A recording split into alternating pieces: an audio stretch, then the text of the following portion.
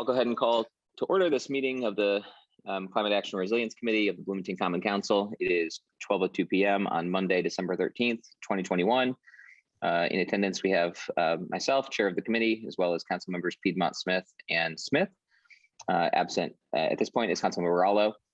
And we also have joining us Lauren Clemens from the Economic and Sustainable Development Office. And I'll just briefly kind of overview the purpose of the meeting and then turn it over to Lauren.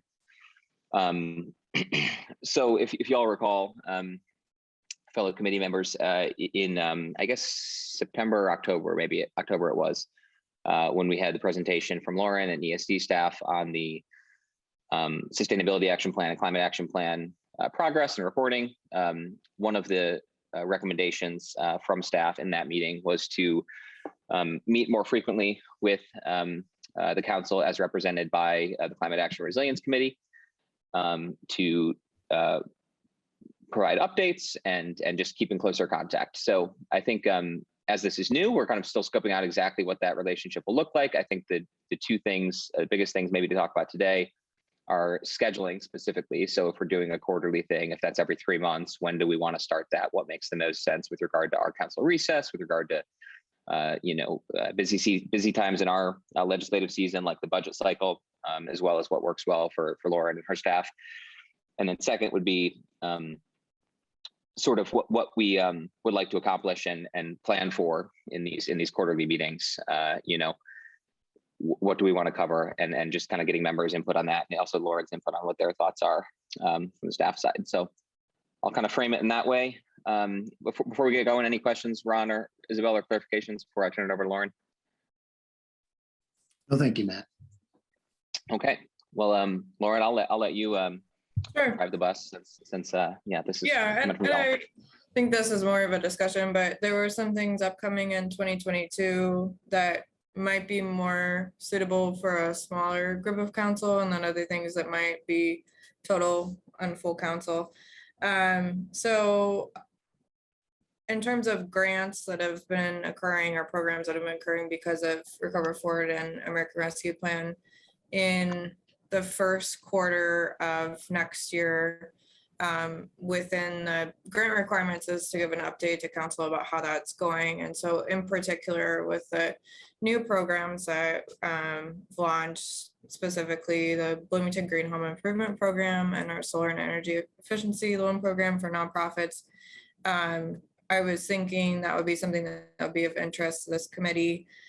So that's one potential update topic for either first or second quarter of next year. Another is the next full progress report, and whether that would be presented to maybe this group first and then full council, to give an opportunity for more discussion and questions than is possible in the full meeting. And then I would say there could be some other topics maybe that are less related to my particular department, but would be of interest to this group to get updates on throughout the year. So I think at least quarterly is probably a good idea. I'm open to timing. I think sorry, my phone's ringing. I think had told the full council that the next progress report would be in April, but we can work out if that makes sense given your schedule. Got it. And remind me the kind of overall progress reporting. I imagine in the plans that's called out the frequency. Is it annual? Is it twice a year? Is that called out specifically? Yeah, in the plan it says at least every 2 years, which is not frequent enough, I think, in terms of the more in-depth updates that, in terms of how quickly things change and programs and all the different funding opportunities that are happening right now. So we can talk about also feedback on format and how that might differ between committee and full council. Obviously it's brief when it's in front of full council because the time period's limited. Yeah, certainly take your point there that in a typical regular session, there's not as much time for back and forth and conversation. Yeah, and another thing maybe is also allowing this committee to get updates about the departmental climate action team, which I know that you're part of now. So I think that would be a helpful, maybe standing agenda item. Yeah. Do you think it would be better to, and others, I can call on you if you have questions, Isabel or Ron, so please feel free to just raise your hand and jump in. But do you think having a every 3 months, like set at the beginning of the year structure would be better? Like, let's say January, April, July, October, something like that on a sort of regular interval? Or do you think a little more ad hoc based on, you know, when it makes sense to update on programs? Like what's your preference there? I think set quarterly makes sense, just so that can anticipate and schedule around that. And then if needed, let's say that there was like emergent legislation or something, then it could be an additional one. But I think it's helpful if they're set in advance, because then we can figure out if things are upcoming, whether it makes sense for them to go to this committee in terms of scheduling for the broader council meetings as well. I mean, I think some things like, you know, questions about programs or getting more in depth on certain topics would lend themselves better to a meeting of this structure. And so, yeah, I mean, that's my opinion. You have a lot of different meetings that you have to attend across your committees. So if it needed to be every 4 months, that's also fine. Isabel? So I want to make sure I understand correctly what the purpose would be of the quarterly meetings, which I think is great to meet quarterly and get updates. But so it would be kind of a update on new programs like the Bloomington Green Home Improvements, an update on how we stand with the CAP and the SAP, the CAP and the SAP. Would that be part of it? Yeah, I think for the full progress update on climate action plan would probably be like every 6 months, but then we could kind of have a check-in based on how the climate action team meetings are going every quarter. So that's where we can kind of do midstream updates about different progress on, like, for instance, like vehicle electrification or different topics as well. So yeah, I would say that's accurate. And now we're at the point where we're starting to get more outcomes. So discussing that about how it's going and how that's informing prioritization of different programs and targeting. So yeah, I would say that's an accurate description of what I'm envisioning, but that's also from my perspective. So whatever is useful for you to hear about or whatever your constituents are asking about could inform some other topics as well. And then also maybe an update on the internal green team you mentioned. Yeah. Maybe in later in 2022, you know, the second or third meeting, we might invite the TDM manager. Yeah. I'm sure you'd be happy to come. Ron, go ahead. Yeah. I'll just jump in. For the quarterly meetings, are there certain metrics, Lauren, that are contained in grant requirements or program requirements that are, you know, would indicate to us, kind of give us an idea that what's going on? Yeah. And that we could continuously kind of report on those, as well as any ad hoc that we need. But can you say what might be those metrics that in that 3-month report, you know, a brief report, you would tell us about? Yeah. So, and I'm working directly with the departments on this, but making sure that we're tracking metrics consistently on different programs. So it varies depending on what the topic is, but to speak to my own, we look at things like what are the number of participants that have been served, the demographic information, if available, for those recipients of either services or grant funds. For some of them that are more related to like solar, it could be, you know, like what size of installation was installed, what's the generation, what does that look like in terms of that facility's electricity consumption? So are they is 50% of their electricity covered by solar now, or is it smaller? And then just looking at how does that, for the nonprofits I'm working with, how does that relate to their mission? So what were some of the other benefits of the program for them? So maybe, they got a LED light conversion, but that's really helped them with serving school-age children, and looking at what were some of the other benefits of participating that helps them with their own mission. So that's kind of what, if we're having a more in-depth about the program, we can get into some more of those details about what the outcomes were, because now we're at the point where it's not just a hypothetical program. We've had some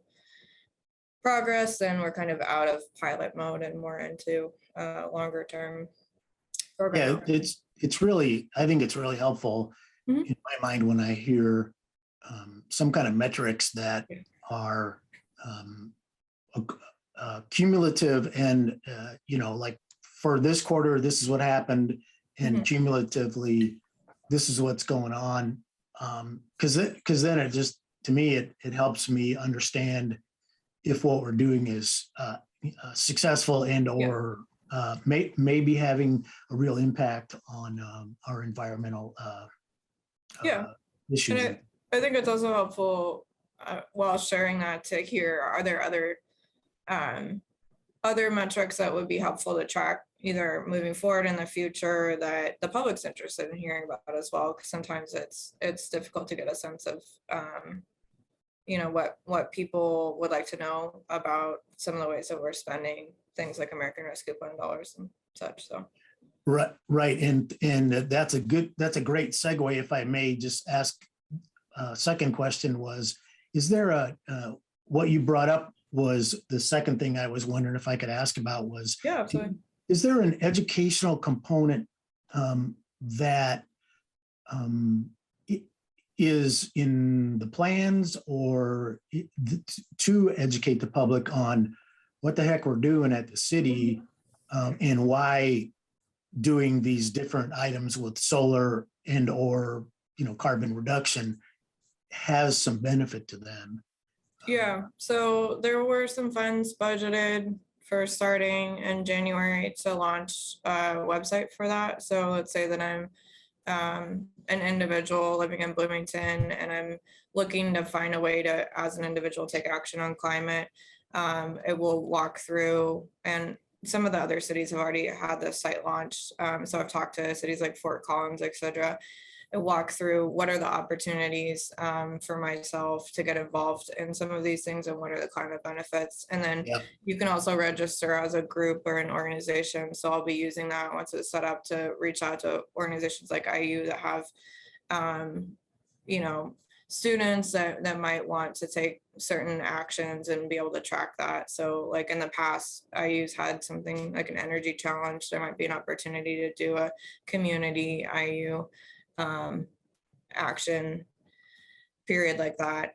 So yeah, that's coming up. I think that that's just part of like demonstrating and tracking engagement as well. It can be difficult unless it's like all in one place to tell, what sort of engagement have we had. And I think that we'll integrate with the volunteer network as well over time. So people can maybe click and say, hey, I want to participate in this tree planting that Urban Forestry is planning. Yeah. Yeah. Thank you. Yeah, that'd be great. I appreciate it. Yeah.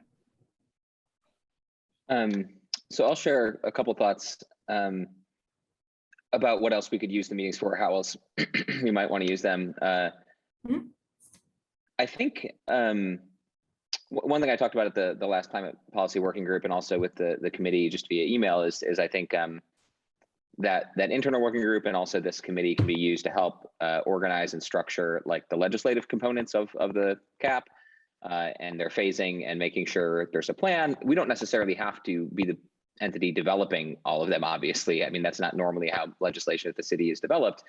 It's some combination of course, council work and more often than not, work coming from the administration.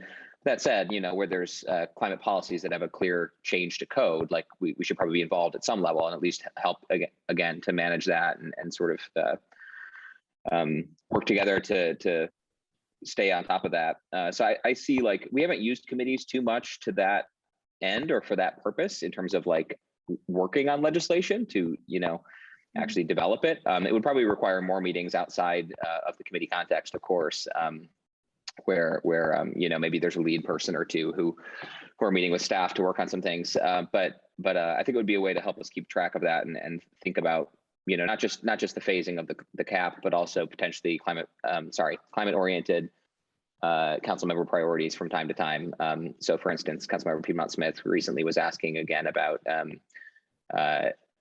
requiring recycling in multifamily buildings and the landscape there, and what the risks and opportunities are, and maybe that starts with a conversation with folks from the Monroe County Apartments Association or others to try to figure out where other thinking is. Maybe y'all are working on this. It does tie in obviously to waste reduction and recycling in the SAP and NCAP. So an opportunity to talk about things like that just as they come up.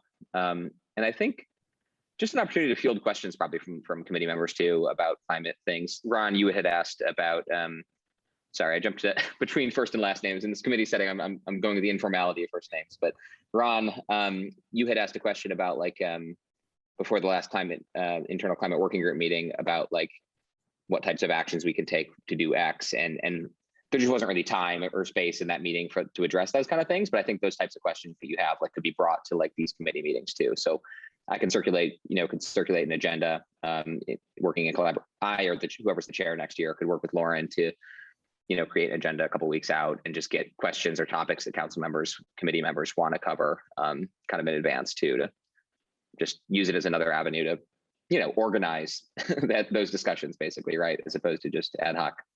Sure. Sounds good. Does that seem reasonable to you, Lauren? Yeah, absolutely.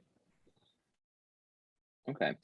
If there were other things that you wanted a staff report on too, could cycle through the year. Maybe there would be a different focus over time, one that's more transportation related, one that's more waste related, and then buildings and energy, etc. Over time. Sure. Then be happy to work with folks to make sure that the correct people are there to answer questions as well.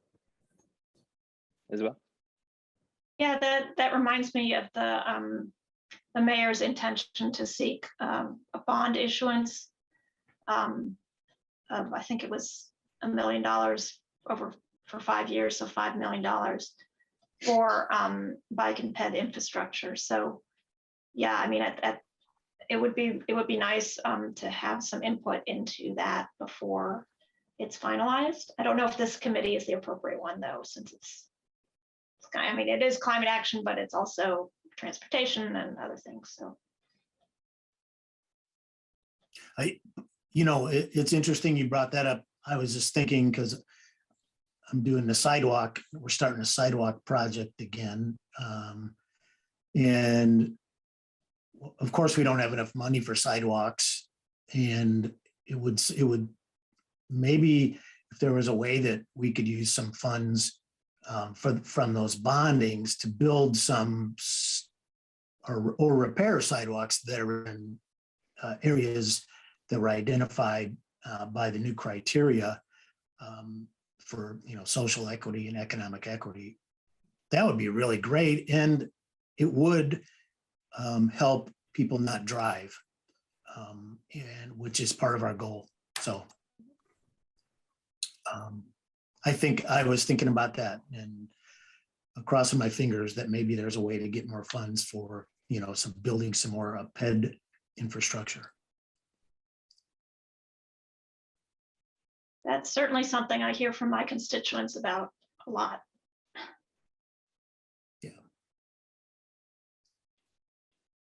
Yeah, good thoughts. There's probably a question with that in particular about whether this is the best avenue for it. I think it could be. It could be one, and involving transportation folks as relevant, like into like a conversation around that through this committee. But perhaps there's other avenues for that too. But a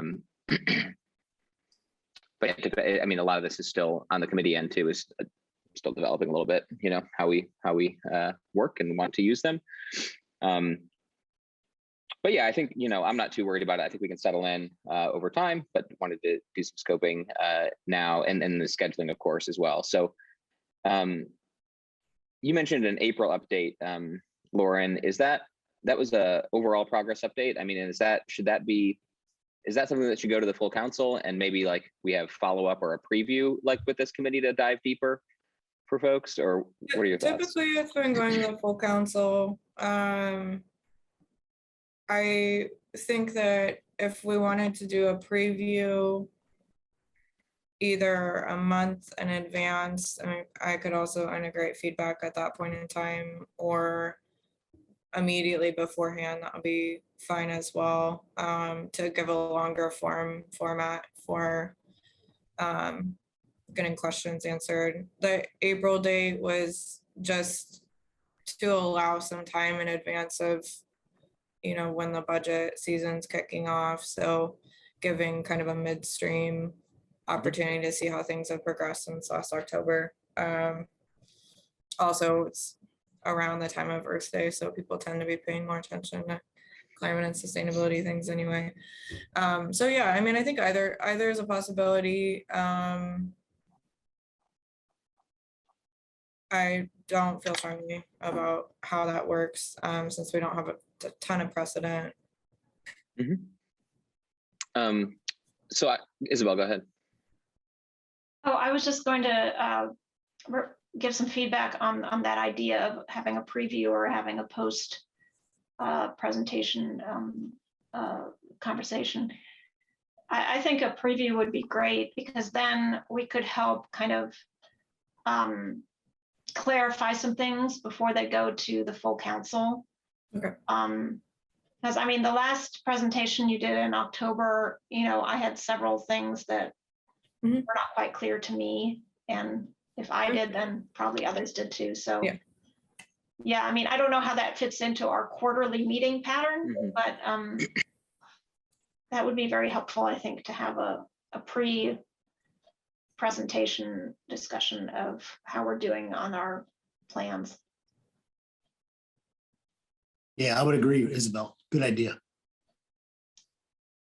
So if we wanted to go with the every 3 months, I mean, we could do March, June, September, December. That strikes me as like pretty, we just want to do it in June before we recess, probably as a council, but otherwise that doesn't seem to strike against. And then there's of course holidays in December, but here we are in December meeting now. But other than that, I don't think there's any like major conflicts. October tends to be busy with budget, so does August. And then July, we're on recess for much of it as well. So yeah, March, June, September, December structure, if we're going with every 3 months, could work. It also gives us a little bit of time between now and our next meeting to, I guess, prepare for that. And I don't know, how do folks feel about that? Oh, I think it's good. It's fine, but I'm a bit concerned that we're waiting until March, because there's I mean, I still have some lingering questions from the October presentation. That's my own fault. I should have followed up with Lauren earlier. That's why we're making a structure. I mean, so we could also do January, April, July, October, and have the April meeting be a week or two in advance of the council presentation, if we were going with those 3 months. I don't think it matters that much, but so if you wanted to follow up sooner than later, Isabel, that would be an option too. July meeting would probably be late after we get back from recess. October can get a little busy with budget. Those are kind of the constraints there. Lauren, what do you think? I think a January kickoff makes some sense. Waiting until March, there's probably quite a bit that's happening in the first quarter. I mean, between the bond and green ribbon panel and all the rest of the stuff that needs to start getting going. So even though it's only next month, maybe like later in January, and then kind of kicking off and doing the scheduling so I could go in front of council 1 to 2 weeks after we meet.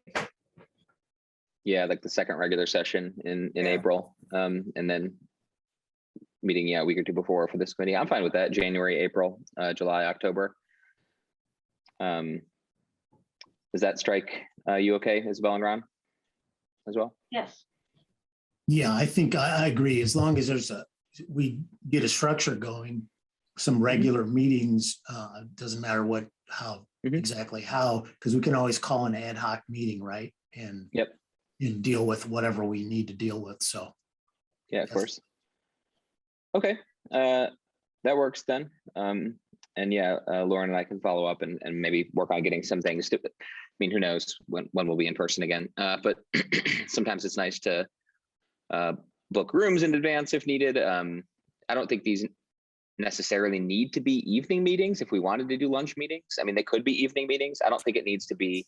In fact, it might be advisable not to be the Wednesday night, sort of earmarked committee night, because again, not considering legislation that is before the council, and leaving those Wednesdays open for other committee meetings that come up probably is necessary. So we could do a different evening of the week, or we could do, lunchtime, during the work week kind of meetings potentially too. I don't know if, what do you all have preferences on?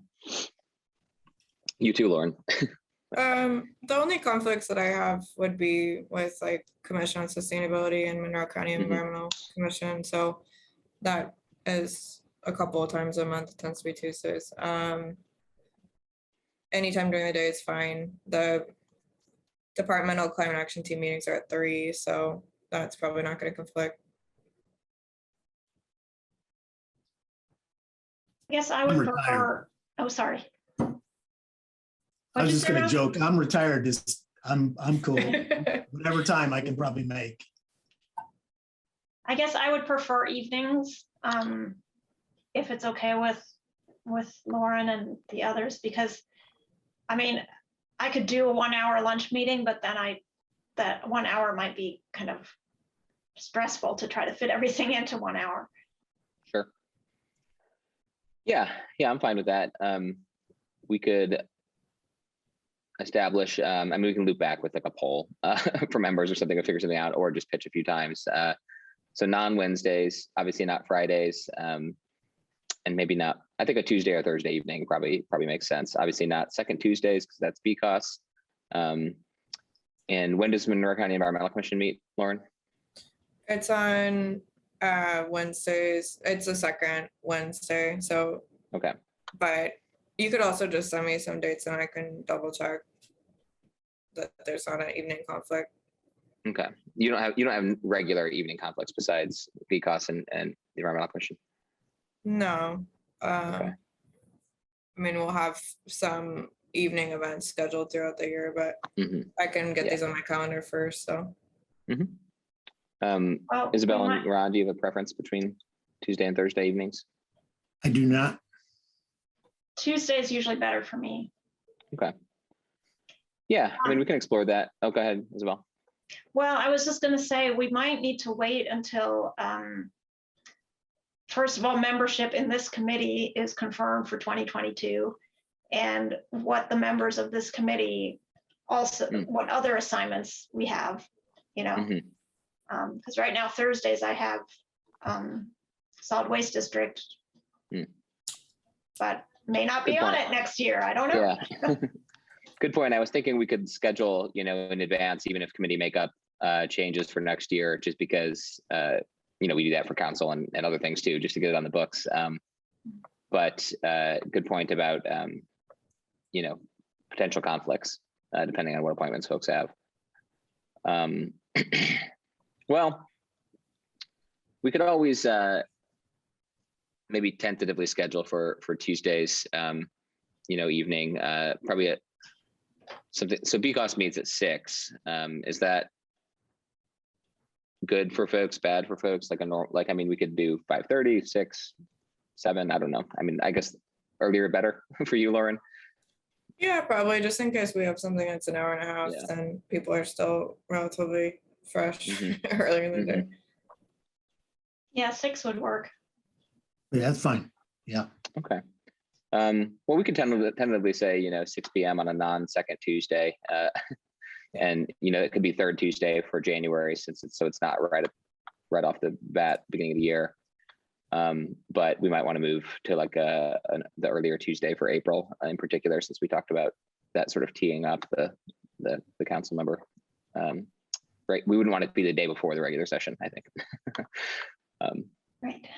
And then similarly with coming back in July as we get back from recess and that sort of thing, we'd probably want to go with the third Tuesday in that case. And I'll have to review exactly when council recess is for 2022, but yeah, we can kind of work on that. And of course, we can always reschedule these as needed, but it's probably good to just get it all down. So, especially if we want to book chambers for it, we could always do like one of the conference rooms instead, since these are a little more, again, kind of informal work session-esque.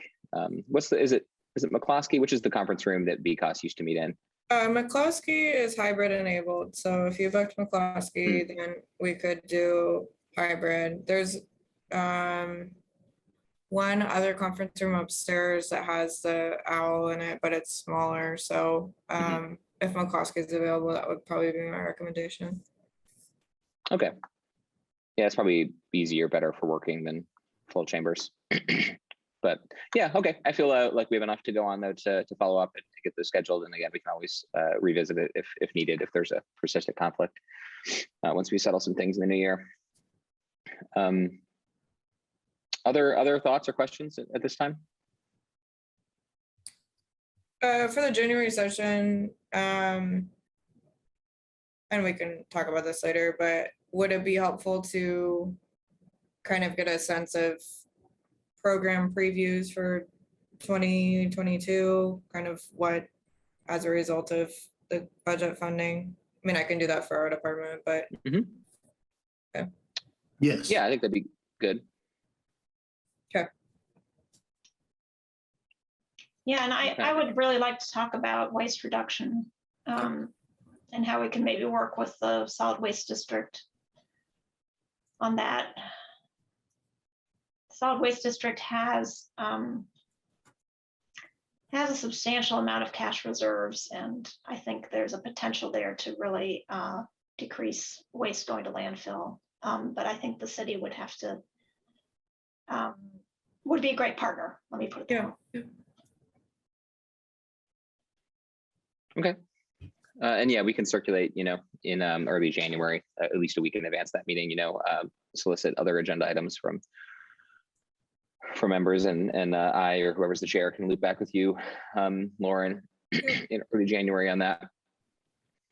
One thing I want to talk about, I'll just flag now too, is just overall CAP and SAP tracking and how we're managing that, how you all are managing that in ESD, and how council can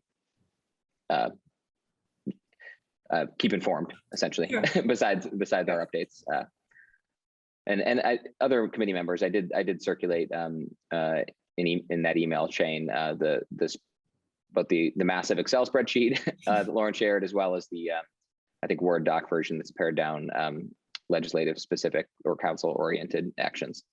And on that topic, and I mean, you'll be at Climate Action Team on Thursday, but I am going to be scheduling one-on-ones with department heads to talk to them about what their 2022 goals are specifically in reference to the CAP, and we'll be able to share that as well, probably at the April meeting, given the schedule. But one of the things that we'll be discussing is metrics and what metrics they're tracking for given projects. So that will also inform conversation about updates and climate action plan tracking. Great. Anything else before we, Isabel, go ahead. I was just wondering whether the new position to assist Lauren with sustainability initiatives has been advertised, or can you give us a quick update on that one? As far as I'm aware, HR and the mayor's office and the controller's office, there's like a position review meeting that they have that happened last week. So I'll see what the timeline is to get it posted, but there's a position description drafted and it just needs to be approved so that it gets listed. Okay, great. I'm glad that's moving forward. Yeah. Actually, one other question while we're here as well. Just a status update on the I'm sure I got this Thursday, I guess. The Green Ribbon panel conversation. So I know you and I think Alex or others in your department were kind of researching approaches and best practices in other communities. Well, you just want an update on where that is? Oh yeah, where you Yeah. all are in that process. Yeah. I've got something scheduled with the mayor in early January to follow up. We've done a review of what other communities have done. The majority of the cities that have something similar to this are quite a bit larger than us, so we're gonna have to adopt a model that makes sense given our community size. But I need to connect with him about what financial resources we're allocating towards this and then figure out an appropriate facilitator. So those are the next steps on that. But we have a list of potential people that would be good to have around the table. And then once get his okay, then start inviting people to participate. So it's just certain decisions about what money might be available to help with some assisted, like for instance, like progress tracking tools and facilitation resources. So. Okay. Yeah. Great.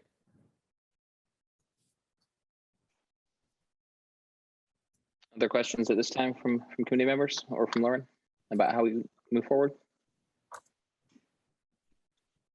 Okay.